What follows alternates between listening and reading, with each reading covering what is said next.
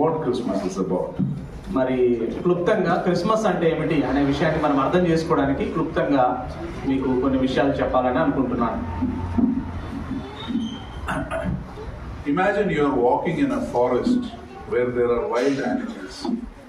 ఇట్లా మనం ఊహించుకుందాం, మనందరము ఒక దట్టమైన అరణ్యంలో, క్రూర మృగాలు ఉన్న అరణ్యంలో మనం నడుస్తూ ఉన్నామని అనుకుందాం కొద్దిసేపు. And suddenly it is raining heavily. అప్పుడు అకస్మాత్తుగా భారీ వర్షం పడుతూ ఉందని అనుకుందాం. And you see a cave. అప్పుడు మీకు ఒక గుహ కనపడింది. You can't see inside the cave because it is dark. మరి ఆ గుహలో ఏముందో మీకు తెలీదు, ఎందుకనంటే ఆ గుహ మొత్తం చీకటిగా ఉందని అనుకుందాం. So the question is, would you prefer to stand outside or would you prefer to go in the cave? అయితే ఇక్కడ ఒక ప్రశ్న ఏమిటనంటే, ఆ విధంగా క్రూర మృగాలు ఉన్న ఆ అడవిలో బాగా వర్షం పడుతూ ఉంటే ఒక గుహ కనపడింది. ఆ గుహ చీకటిగా ఉంది. అయితే మీరు గుహలోకి వెళ్ళాలని అనుకుంటారా లేదా బయట ఉండాలని అనుకుంటారా? Would you go inside the cave to protect yourself from the rain, or would you prefer to stay outside where you can see everything clearly? మరి ఆ చీకటిగా ఉండ ఆ గుహలోకి వెళ్ళి వర్షం బారి నుంచి మిమ్మల్ని కాపాడుకోవాలని అనుకుంటారా, లేదా బయట ఉండి అంతా చూడగలరు బయట ఉంటే కాబట్టి బయటే ఉండాలని అనుకుంటారా? Most people will feel afraid to go into the cave, right? ఆ గుహలో ఏముందో చీకటిగా ఉంది కాబట్టి ఆ గుహలోకి వెళ్ళడానికి చాలా మందిని భయపడతాం. That fear that we feel, ఆ భయం మనలో ఉంటుంది, లోపల ఏం జరుగుతుందో వెళ్తే చీకటిగా ఉంది కాబట్టి అని. the Bible says the fear that we feel is a God-given response to protect us. అయితే బైబిల్లో రాయబడ్డ మాట ఏమిటంటే, మనందరికీ ఉండే భయాలు దేవుడు మనకు ఎందుకు పెట్టాడంటే మనల్ని మనం కాపాడుకోవడానికి మనలో భయాన్ని పెట్టాడు దేవుడు. Even when our lives are not in danger also we fear many things, right? చాలాసార్లు మనము ఆ ప్రమాదకరమైన పరిస్థితుల్లో లేనప్పుడు కూడా చాలా విషయాలకు మనం భయపడుతూ ఉంటాం కదా. Now psychologists say there are many kinds of fears. మానసిక శాస్త్రవేత్తలు చాలా రకాల భయాలు ఉన్నాయని చెప్తూ ఉంటారు. One is, some of the main fears is this. First is the fear of abandonment. మరి మొట్టమొదటి భయం ఏమిటంటే, నేను being excluded, left alone. నన్ను ఒక్కరిని వదిలివేస్తారేమో, నేను ఒక్కడిని అయిపోతానేమో అన్న భయం ఉంటుంది మనకి. Many elderly people go through this fear, the fear of being unloved. కాబట్టి ఇంకా మరి వృద్ధాప్యంలో ఉన్న వాళ్ళు మమ్మల్ని ఎవరు ప్రేమించరేమో, మమ్మల్ని అందరూ విడిచిపెడతారేమో అనే భయానికి గురవుతుంటారు ప్రత్యేకించి. Another fear is the fear of failure. రెండవ భయం మనకుండేది ఏమిటంటే, ఏదైనా ఒక ప్రయత్నం చేయాలంటే ఓడిపోతామేమో అన్న భయం ఉంటుంది. Fear of being humiliated or fear of loss of status. మనం అవమానించబడతామేమో, నా స్థాయి పడిపోతుందేమో అని భయపడుతూ ఉంటాం. This fear stops us from doing new things. కొత్త విషయాలు చేయకుండా ఈ భయం మనల్ని ఆపుతూ ఉంటుంది.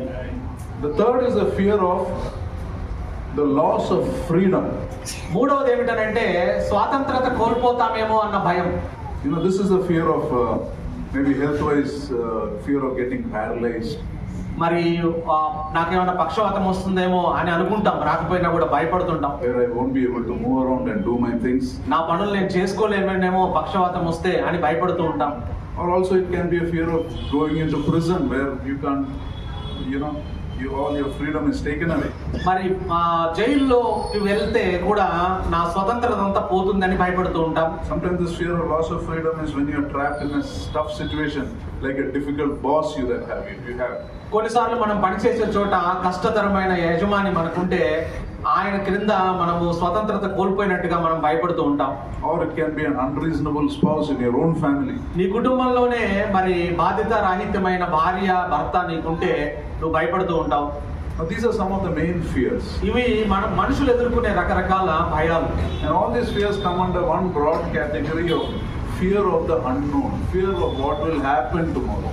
కాబట్టి ఇవన్నీ భయాలు దేని కిందకి వస్తాయంటే, వీటన్నిటిని క్రోడీకరిస్తే రేపేమి జరుగుతుందో అన్న భయము మనందరికీ ఉంటుంది. We all like certainty. We want to be in control. We don't want to want things uncertainty in our life. మన జీవితాల్లో అనిశ్చిత లేకుండా అంతా మన నియంత్రణలో ఉండాలి, అన్ని నాకు తెలిసి జరగాలి, రేపేం జరుగుతుందో నాకు తెలియదు అన్న భయం కింద మనం ఉంటూ ఉంటాం. And the greatest fear of the unknown is the fear of death.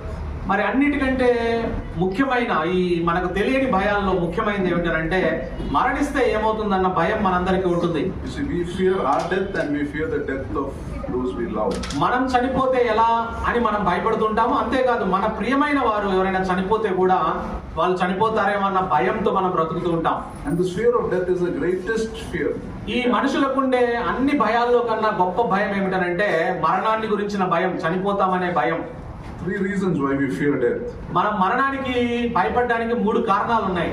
One is death stops all our activity, all our working, earning, building, breaking, everything stops. మరి మరణించిన తర్వాత మనం పని చేయలేము, ఏమీ కట్టలేము, ఉద్యోగానికి వెళ్ళలేము, సంపాదించలేము. అది మరణము మనల్ని ఆ విధంగా చేయకుండా ఆపివేస్తుంది. అంతటితో ఆగిపోయింది మన పని మరణించిన తర్వాత. Second reason why we fear death is the stopping of, cutting off of all our relationships. రెండవది మరణానికి మనం ఎందుకు భయపడతామనంటే మనం మరణించిన తర్వాత ఇంకా ఏ సంబంధాలు మనం కొనసాగించలేము. మరణించిన తర్వాత అయిపోయింది మన సంబంధం అందరితో. Parents children relationship cut off, brother sister relationship cut off, తల్లిదండ్రులు husband and wife relationship cut off, తల్లిదండ్రులు పిల్లల బంధము కట్ చేయబడుతుంది, స్నేహితులతో బంధము తెగిపోతుంది, భార్యాభర్తలతో బంధం తెగిపోతుంది. అన్ని బంధాలు తెగిపోతాయి చనిపోయిన తర్వాత. And the third reason why we fear death is, మూడవ కారణము మనం ఎందుకు భయపడతామంటే death is a journey from which nobody has come back. మరి మరణం తర్వాత మరణించిన వారు ఎవరు మళ్ళా తిరిగి రాలేదు, అందుకని భయం మనకి. No traveler who has taken this journey has come back to tell us in detail what happens after death. కాబట్టి మరణించిన తర్వాత ఏం జరుగుతుంది, మరణించిన వాళ్ళు ఎక్కడికి వెళ్తున్నారని ఎవరైనా మరణించిన వాళ్ళు తిరిగి వచ్చి చెప్పారా అంటే ఎవరు చెప్పలేదు. మరణించిన తర్వాత ఏమవుతుందో తెలియదు మనకి. That is why death is the greatest fear. అందువల్ల మరణము అన్నిటికంటే ఎక్కువ భయాన్ని మనకు కల్పిస్తూ ఉంటుంది. And this is where Christmas is important. అందువల్ల క్రిస్మస్ చాలా ప్రాముఖ్యత, ఇక్కడే క్రిస్మస్ కి ప్రాముఖ్యత ఉంది. The Bible tells us clearly what happens after we die. బైబిల్లో రాయబడింది ఏమిటంటే మనం మరణించిన తర్వాత ఏం జరుగుతుందని స్పష్టంగా బైబిల్లో రాయబడింది. Firstly, the Bible says death can happen only to a physical body. మొట్టమొదట బైబిల్ చెప్తున్న మాట ఏమిటంటే మరణము మనకు సంభవించేది ఈ భౌతిక శరీరానికి, మనకు కనబడే శరీరానికి మాత్రమే మరణం జరుగుతుంది. But inside our body there is a soul that will live forever. అయితే లోపల మనకి మన ఆత్మ ఉంటుంది. ఆ ఆత్మ ఎల్లప్పుడూ జీవిస్తూ ఉంటుంది. దానికి మరణం లేదు, ఆత్మకు మరణం లేదు. That is why, and the Bible informs us that after our death our soul can go only to 2 places. ఆ తర్వాత బైబిల్లో రాయబడ్డ మాట ఏమిటంటే ఈ శరీరానికే మరణము, శరీరంలోంచి ఆత్మ వేరైన తర్వాత మరణించిన తర్వాత ఆత్మ కేవలం 2 ప్రదేశాలకు మాత్రమే వెళ్తుంది అని బైబిల్లో రాయబడింది. It will either go to hell or it will go to heaven. అది ఆత్మ వెళ్తే పరలోకానికన్నా వెళ్ళాలి, నరకానికన్నా వెళ్ళాలి. మధ్య మార్గం ఏమీ లేదు. 2 ప్రదేశాలు ఆత్మ వెళ్ళవలసినవి. Hell is a place of unthinkable pain and suffering. నరకం అంటే మన ఊహకందని నొప్పి, బాధ, భయము ఉంటుంది నరకంలో. And heaven is a place of unimaginable joy and happiness. మరి పరలోకం మాత్రం మరి మహిమాన్వితమైన అద్భుతమైన సంతోషం ఉంటుంది పరలోకంలో అని రాయబడింది. And whether we go to heaven or hell depends on the choices we make while we live on earth. అయితే మనం చనిపోయిన తర్వాత మన ఆత్మ పరలోకానికి వెళ్ళాలా, నరకానికి వెళ్ళాలా అనేది ఎప్పుడు నిర్ధారించబడుతుందనంటే భూమి మీద మనం బ్రతికున్నప్పుడే మనం చేసుకోవాలి. నేను చనిపోయిన తర్వాత నా ఆత్మ పరలోకానికి వెళ్ళాలా, నరకానికి వెళ్ళాలా అనేది భూమి మీద నువ్వు బతికుండగానే చేసుకున్న ఎంపికల మీద ఆధారపడి ఉంటుంది. You see, when we enter a new job, usually we have a probation period. మరి ఏదైనా కొత్త ఉద్యోగంలో మనం చేరితే కొంత ఉద్యోగంలో తర్ఫీదు ఇచ్చే కాలం ఉంటుంది మనకి. And how you perform in that probation period will decide whether you will remain in the job or not. నీ తర్ఫీదు కాలంలో నువ్వు ఎలా పనిచేసావనే దాని మీద ఆధారపడి నీ ఉద్యోగం కొనసాగాలా లేదా అని కొన్ని ప్రైవేట్ కంపెనీలు నిర్ధారిస్తుంటాయి. Similarly, our life on earth is a probation period. అదే విధంగా భూమి మీద మన జీవితం కూడా మరి తర్ఫీదు కాలం లాంటిది. The choices we make on earth will decide where we will spend eternity, in heaven or in hell. ఈ భూమి మీద మనం చేసే ఎంపికలు మన ఆత్మ నిత్యము పరలోకంలో ఉండాలా, నరకంలో ఉండాలా అనేది నిర్ధారణ చేస్తాయి. And the Bible says if you want to go to heaven, you must have a relationship with God. అయితే బైబిల్లో రాయబడ్డ మాట ఏమిటంటే నువ్వు మరణించిన తర్వాత నీ ఆత్మ పరలోకానికి వెళ్ళాలంటే నువ్వు దేవునితో సంబంధం కలిగి ఉండాలి. ఈ భూమి మీద ఉన్నప్పుడే We need to walk in His ways. ఆయన మార్గంలో నడవాలి మనం, దేవుడి మార్గంలో. You see, this logic is very simple and straightforward. ఇక్కడ ఉన్న తర్కము చాలా సామాన్యమైనది, మరి అది నిటారుగా చెప్పబడింది, ఏ దొంగ తిరుగుడు లేకుండా చెప్పబడింది. If we walk in God's world, walk in God's ways in this world, He will walk with us in the world to come. ఈ భూమి మీద కనుక మనము దేవునితో నడవగలిగితే, ఈ భూమి మీద మనం బ్రతుకున్నప్పుడే దేవునితో నడిస్తే, మనం మరణించిన తర్వాత మన ఆత్మ దేవునితో నడుస్తుంది. And that is His kingdom, and that is an eternal kingdom. ఎందుకంటే ఆ పరలోకం ఆయన రాజ్యం అయి ఉంటుంది, అది నిత్యము ఉంటుంది, అది ఎప్పుడు ఆగిపోయేది కాదు. But if you don't walk with Him in this world, we will not be able to walk with Him in the world to come. మనం ఈ భూమి మీద దేవుడితో మనం నడవకపోతే రాబోయే లోకంలో లేదా మనం మరణించిన తర్వాత ఆయనతో నడవలేము. ఈ భూమి మీదే నడవాలి. And that place is called hell. ఆయన లేని ప్రదేశం ఏమిటంటే నరకమే. But there is one problem in this. అయితే ఇక్కడ ఒక సమస్య ఉంది. Seeking a relationship with God is not automatic. మరి దేవుడితో మన సంబంధం కలిగి ఉండడం అనేది దానంతట అదే రాదు. The Bible says our sins separate us from God. ఎందుకంటే బైబిల్లో రాయబడ్డ మాట ఏమిటంటే మన పాపము దేవుడి నుంచి మనల్ని వేరు చేశాయి. You know, our sins separate us from a holy God. ఎందుకంటే దేవుడు పరిశుద్ధుడు కాబట్టి పాపులమైన మనము పరిశుద్ధుడైన దేవునితో మనం సహవాసం చేయలేము. The Bible says we are all sinners. ఎందుకంటే బైబిల్లో రాయబడింది ఏంటంటే ఈ భూమి మీద ఉన్న అందరము నీతిమంతులు లేడు, ఒక్కడు లేడు, అందరము పాపులమే, ఏ భేదము లేదు. Many people believe that as human beings we are born good. చాలా మంది మనుషులు ఏమనుకుంటారంటే నేను మంచిగానే పుట్టాను కదా అని అనుకుంటాం. And we think that the world is what makes us evil. ఈ ప్రపంచమే నన్ను చెడు చేస్తుంది అని మనం అనుకుంటూ ఉంటాం. But that's not true. అది నిజం కాదండి. The Bible says we are born with that evil nature in us. ఎందుకంటే బైబిల్లో రాయబడ్డ మాట ఏమిటంటే మనం పాపంలోనే పుట్టాము. మనం జన్మించడమే ఈ భూమి మీద పాపంలో జన్మించాం. Have you noticed little children, even before they learn to speak, they learn to lie? మరి చిన్న పిల్లల్ని గమనించారా? చిన్న పిల్లలు మాట్లాడడం నేర్చుకోక ముందే అబద్ధం ఆడడం ప్రారంభిస్తారు. If you ask a little child, did you do it? It will first shake its head. They don't learn words, but it learns that. మాటలు రాని చిన్న పిల్లవాడిని నువ్వేమైనా అది చేసావా అని అంటే మాటలు రాకపోయినా కూడా నేను చేయలేదని తల ఊపుతారు అడ్డంగా. అది అబద్ధం. That's because we are born with that sin nature. ఎందుకు ఆ విధంగా మనకు జరుగుతుంది అని అంటే మనము పాప స్వభావంతో పుట్టాము ఈ భూమి మీద. You know, we don't have to teach anyone how to do the wrong thing. Learn on their own. తప్పు చేయమని మనము ఏ పిల్లవాడికి, చిన్న పిల్లకు మనం చెప్పాల్సిన అవసరం లేదు. తప్పులు చేస్తారు వాళ్ళు, స్వభావరీత్యా తప్పులు చేస్తూనే ఉంటారు. You know, sometimes we think we have not done very bad things like murdering people or abusing people. But that is when we compare with each other. But when we measure it with God's holy standards, we fall short, the Bible says. చాలా సార్లు మనం అనుకుంటాము నేను ఇతరులను నరహత్యలా ఎవరిని murder చేయట్లేదు కదా, ఎవరిని మోసం చేయట్లేదు కదా, నేను బాగా బతుకుతున్నాను కదా అని అనుకుంటాం. అది ఇతరులతో పోలిస్తే. కానీ దేవుడి యొక్క పరిశుద్ధ ప్రమాణాల్లో మనల్ని చూస్తే, దేవుడి కళ్ళతో మనల్ని చూస్తే మనందరం పాపులమే. Sometimes we sin in our actions, sometimes we sin in our thoughts, sometimes we sin in our words, and we sin every day. కాబట్టి చాలా సార్లు మన ఆలోచనలో పాపం చేస్తూ ఉంటాం, మన మాటల్లో మాట్లాడే మాటల్లో పాపం ఉంటుంది, మన భావోద్వేగాల్లో కూడా పాపం ఉంటుంది. ప్రతిరోజు పాపం చేస్తూనే ఉంటాం మనం. How many of us got angry today? ఈ రోజు ఎంతమంది కోపం చేశారు చెప్పండి? ఈ రోజు ఎంతమంది కోపం వచ్చింది? That is the sin nature. ఎందుకు మనకు కోపం వచ్చిందనంటే కోపము పాప స్వభావం అయి ఉంటుంది మనలో. When we speak bad about people, we are sinning before God. మనము ఇతరుల గురించి చెడుగా మనం మాట్లాడుకుంటున్నామంటే దేవుని దృష్టిలో మనం పాపం చేస్తున్నట్టు లెక్క. When we are rude against people, talk rudely to people, we are sinning against God. ఇతరులతో కఠినంగా ఉంటున్నాము, కఠినంగా మాట్లాడుతున్నామంటే దేవునికి వ్యతిరేకంగా పాపం చేస్తున్నట్టు లెక్క. The Bible says the punishment of sin is eternal death. అయితే బైబిల్లో రాయబడింది ఏమిటంటే మనం చేస్తున్న ఈ పాపాలకు శిక్ష ఏమిటంటే నరకము అని బైబిల్లో రాయబడింది. That is why we all die. అందువల్ల అందరం చనిపోతున్నాము. And the Bible also says there is one cure for death, only one cure. అయితే బైబిల్లో కూడా రాయబడ్డ మాట ఏమిటంటే ఈ ప్రపంచంలో ఒక్కటే పరిష్కారం ఉంది మరణానికి.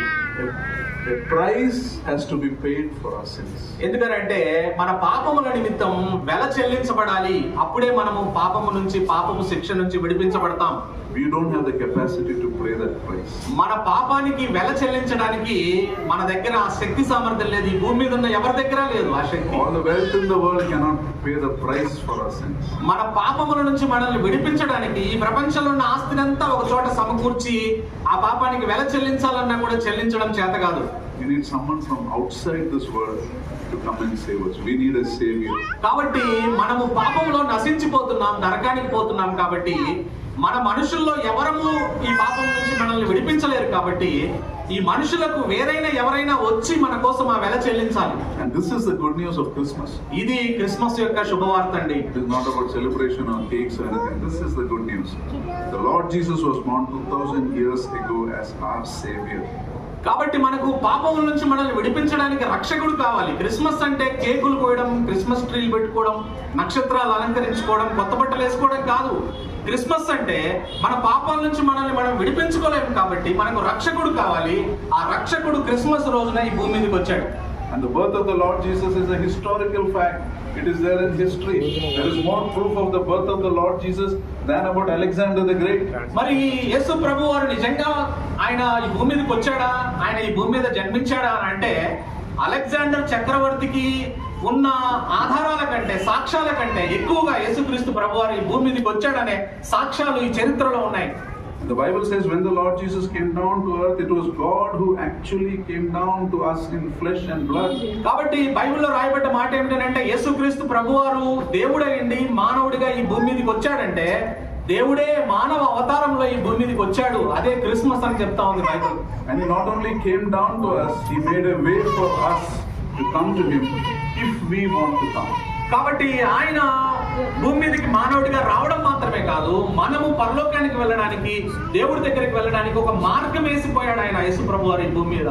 That is why this is the greatest good news in this world. అందువల్లే దీన్ని మించిన శుభవార్త మనిషికి, మానవ లోకానికి, ప్రపంచంలో మరేదీ లేదు. God sent his son, the Lord Jesus Christ, to be born in this world, to pay the price of our sins. మన పాపముల నుంచి మనల్ని విడిపించడానికి కావలసిన వెల చెల్లించడానికే యేసుక్రీస్తు ప్రభువారు మానవుడిగా ఈ భూమి మీద జన్మించాడు. And when he died on the cross, he took the punishment for our sins. ఆయన సిలువ వేయబడ్డాడు. మీరందరూ చూసింటారు యేసు ప్రభువారు సిలువ వేయబడ్డాడు ఏమిటి అని. అదేమిటి అని అంటే సిలువలో మనందరము చేసిన పాపముల శిక్ష యేసు ప్రభువారు సిలువలో మోసాడు. ఆయన sinless son of God. ఆయన పాపము లేనివాడు. ఆయన he paid the price for our sins. మన పాపములకు ఎంత శిక్ష విధించాలో, ఎంత వెల చెల్లించాలో ఆ శిక్ష అంతా ఆయన తీసుకున్నాడు. ఆ వెలంతా ఆయన చెల్లించాడు ఆయన రక్తం కార్చడం ద్వారా. That's what the Bible says, anyone who believes in him will not perish but have eternal life. అందువల్లే బైబిల్లో రాయబడింది, ఎవరైతే యేసు ప్రభువునందు విశ్వాసం ఉంచుతారో వారికి ఏ శిక్ష లేదు, వారికి నిత్య జీవం ఉంటుంది, వారు పరలోకానికి వెళ్తారని బైబిల్లో రాయబడింది. But believing is a choice we make. అయితే విశ్వసించడము, ఆయన్ని విశ్వసించకపోవడం అనేది మనం ఎంపిక చేసుకోవాలి. Because God has given us a free will and God will never force. ఎందుకంటే దేవుడు ఎవరి మీద ఒత్తిడి చేయడు, బలవంతం చేయడు ఎవరిని. మనం యేసు ప్రభువునందు విశ్వాసం ఉంచాలా లేదా అనేది మనమే నిర్ణయించుకోవాలి వ్యక్తిగతంగా. You choose him or reject him, God gives you a choice. He will not force. కాబట్టి ఆయన మనల్ని ఒత్తిడి చేయడు. ఆయన్ను మనము యేసు ప్రభువుని దేవుడిగా అంగీకరించాలా లేదా అనేది మనమే ఎంపిక చేసుకోవాలి. మనకి ఇచ్చాడు ఆ ఎంపిక. God never forces anyone. Believing is a choice we make. కాబట్టి ఎవరిని యేసు ప్రభువారు నన్ను వెంబడించండి, నా దగ్గరికి రండి అని బలవంతం చేయడు. ఆయన మనమే ఆ సత్యం తెలుసుకుని ఆయన అనుసరించాలి, ఆయన మీద విశ్వాసం ఉంచాలి.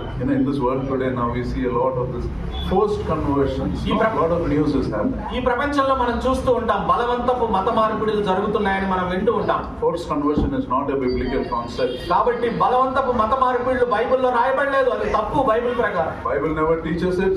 Bible never encourages it. Bible ఎప్పుడు ప్రోత్సహించదు, బైబిల్ అలా చేయమని బోధించదు Bible. Anyone who attempts forced conversion is disobeying scripture. ఎవరైతే బలవంతపు మత మార్పిడి చేస్తున్నారో వారు దేవుని వాక్యానికి విరోధంగా ప్రవర్తిస్తున్నారు, బైబిల్కు వ్యతిరేకంగా ప్రవర్తిస్తున్నారు. The Bible says, if you realize, anyone who realizes their sinful condition without God and desires to come out of that condition. కాబట్టి బైబిల్ చెప్తున్న మాట ఏమిటంటే, ఎవరైతే తాము పాపులమని గుర్తించి ఆ పాపపు శిక్షలోంచి బయటికి రావాలని ఎవరైతే కోరుకుంటారో అటువంటి వారు యేసు ప్రభువుని అనుసరించాలి, యేసు ప్రభువు మీద విశ్వాసం ఉంచాలి. Bible gives a clear invitation. If you desire to come out, believe that the Lord Jesus Christ died for your sins. నా పాపముల కోసం యేసు ప్రభు చనిపోయాడు, ఈ లోకానికి వచ్చి నువ్వు విశ్వసించాలి, నువ్వే విశ్వసించాలి, నువ్వే రావాలి యేసు ప్రభు దగ్గరికి. And you must ask for his forgiveness. ఆయన దగ్గరికి వచ్చి, ప్రభువా నేను పాపం చేశాను నీకు విరోధంగా కాబట్టి నన్ను క్షమించమని అడగాలి. And ask him to come into your life as your Lord and Savior. నీ ప్రభువుగా రక్షకుడిగా ఆయన నీ జీవితంలోకి రమ్మని ఆహ్వానించాలి. The Bible says if you make this prayer sincerely, you have crossed over from death to life. బైబిల్లో రాయబడ్డ మాట ఏమిటంటే, ఈ నిర్ణయాన్ని కనుక నువ్వు తీసుకుంటే, ఈ ప్రార్థన కనుక నువ్వు చేస్తే, యేసు ప్రభు దగ్గరికి వచ్చి, ప్రభువా నేను పాపిని, నాకు అర్థమవుతుంది, నువ్వు నా కోసం ఈ లోకానికి వచ్చి నా పాపములకు శిక్ష చెల్లించావు, ఆ రక్తాన్ని కార్చావు, వెల చెల్లించావు, నన్ను నీ బిడ్డగా చేసుకో, నా పాపాలు క్షమించమని నువ్వు అడగాలి. అడిగినప్పుడు ఆయన నీ జీవితంలోనికి వస్తాడు, నీ పాపాలు క్షమిస్తాడు. Here begins a completely new journey in your life. This is called the new life. అప్పుడు బైబిల్ చెప్తున్న మాట ఏమిటంటే అప్పుడు మనంలో నూతన జీవితం ఆరంభమవుతుంది భూమి మీద. And as you obey God's word, God changes you from inside. దేవుని వాక్యానికి నువ్వు విధేయత చూపిస్తుంటే, అంటే యేసు ప్రభు చెప్పిన మార్గంలో నువ్వు నడుస్తూ ఉంటే లోపల నుంచి నువ్వు మనిషి పూర్తిగా మారిపోతావు. God will change your attitudes, God will change your behavior. నీ వైఖరి మారుతుంది, నీ ప్రవర్తన మారుతుంది. People around you will notice that you are a different person, you are a better person. నువ్వు ఇంత ముందు కంటే మంచి వ్యక్తిగా మారావు అని నీ చుట్టూ ఉన్న వారు గుర్తిస్తారు. You leave sinful habits behind, you become a blessing to people. నువ్వు నీ పాపపు అలవాట్లన్నీ మరి మానేస్తావు, నువ్వు అందరికి ఆశీర్వాదకరమైన వ్యక్తిగా మారతావు. And now you realize you have a power, not only your sins are forgiven, but you have the power to live a godly life. నీ పాపములు క్షమించబడ్డ అనుభూతిని నువ్వు పొందడం మాత్రమే కాకుండా దైవికంగా జీవించడానికి కావలసిన శక్తి నీలో ఉందని గుర్తిస్తావు. But remember, God never forces. Believing is a choice you make. కాబట్టి గుర్తుంచుకోండి, ఎవరిని దేవుడు బలవంతం చేయడు, మనమే ఎంపిక చేసుకోవాలి యేసు ప్రభు దగ్గరికి రావాలా వద్దా. That means you have a responsibility for finding out whether this is true. కాబట్టి ఇది నిజమా కాదా వీళ్ళు చెప్పే మాటలు అని నువ్వు రుజువు చేసుకోవచ్చు. Because God will give you has given you the intelligence. ఎందుకంటే దేవుడు నీకు తెలివిని, జ్ఞానాన్ని పెట్టాడు. And He will give you the opportunities also. నీకు అవకాశాలు కూడా ఇస్తున్నాడు దేవుడు. You know, if you want to know whether God is real, sincerely ask Him to be real for you. యేసు ప్రభు దేవుడా కాదా, నిజమా కాదా అనేది నీకు నువ్వే అడుగు. యేసు ప్రభుని అడుగు, యేసయ్య నువ్వు నిజమైన దేవుడు అయితే నువ్వు నాకు కనపరుచుకో, నిన్ను నువ్వు నాకు బయలుపరుచుకో అని అడుగు. నువ్వు జాగ్రత్తగా అడుగు. If you're going through a problem, pray to Him now, pray to Him today. కాబట్టి నువ్వు ఏదైనా సమస్య గుండా వెళ్తుంటే ఇప్పుడే ప్రార్థన చేయి, యేసు ప్రభువా నేను ఈ సమస్య గుండా వెళ్తున్నాను, నన్ను ఈ సమస్య నుంచి విడిపించని అడుగు. Because the Bible says every true seeker will find God. ఎందుకంటే ఎవరైతే నిజంగా వెతుకుతారో దేవుణ్ణి వారు కనుగొంటారని బైబిల్లో రాయబడింది. So it is important to find out these facts for ourselves. కాబట్టి మన కొరకు, మన జీవితాలు, మనం చనిపోయిన తర్వాత నరకానికి పోకుండా ఉండడానికి మన కొరకే ఈ చెప్పబడిన మాటలు సత్యమా కాదని మనమే ఎవరికి వారం తెలుసుకోవాలి. Why should we find it out for ourselves? ఎందుకు మన కొరకు మనం తెలుసుకోవాలి ఈ విషయాలు?